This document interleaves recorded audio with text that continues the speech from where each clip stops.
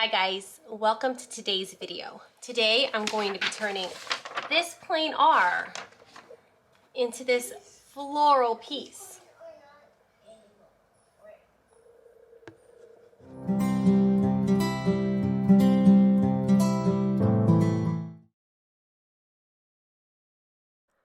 We're starting with one of the most important tools I use in creating my lettering art, my light pad.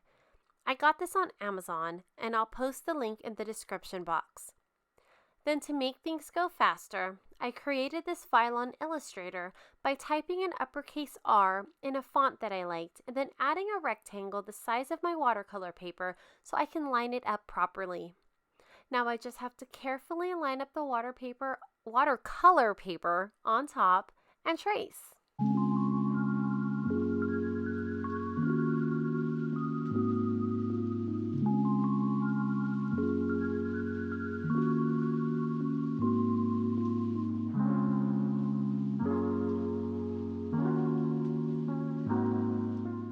And now that that's done, the next step is to draw simple flowers inside the letter.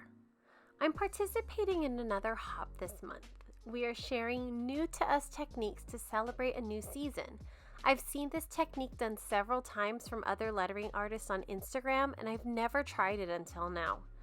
All of us in the hop hope you find each project as inspiring as the next. At the top of the description box, you'll find the link to the next person in the lineup. I hope you take the time to watch all of the hop videos because we love your comments and your thumbs up. If you aren't already a subscriber, I hope you consider subscribing and clicking on the notification bell so you won't miss any of my uploads. You can also use the hashtag #NewSeasonMakes to find all of the videos in this hop. Some of us might be offering prizes on our channel, so be sure to pay close attention for details.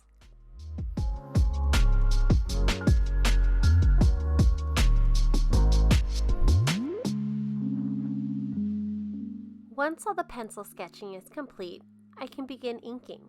I'm making sure not to use a water-based drawing pen since I'll be using watercolor paints to color the flowers and leaves. I'm using the Faber-Castell Artist Pitt pen in a fine tip.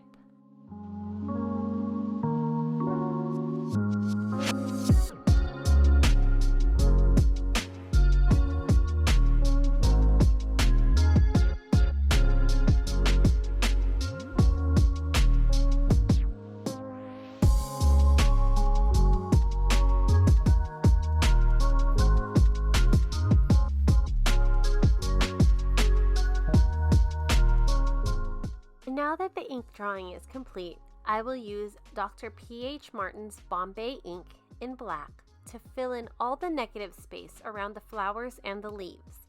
I'm using this ink because it's not a water-based ink and it will not react when I begin using watercolor.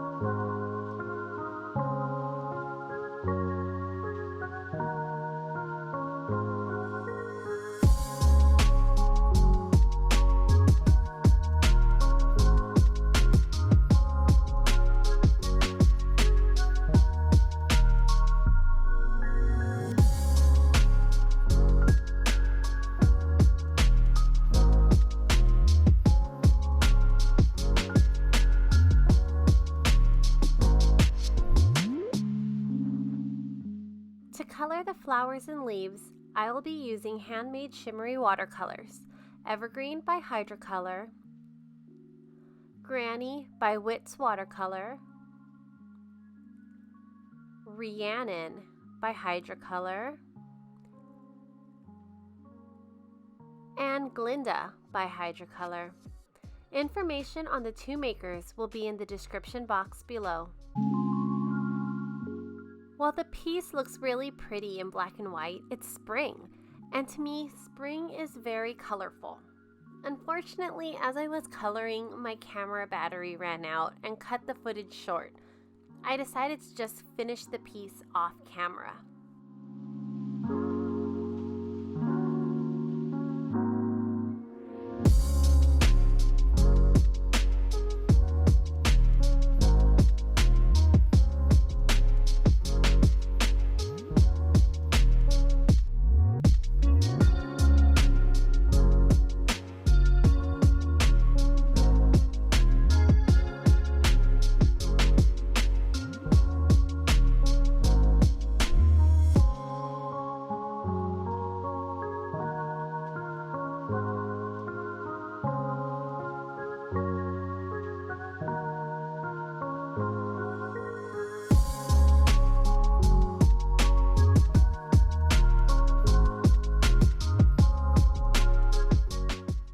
And here's the finished piece.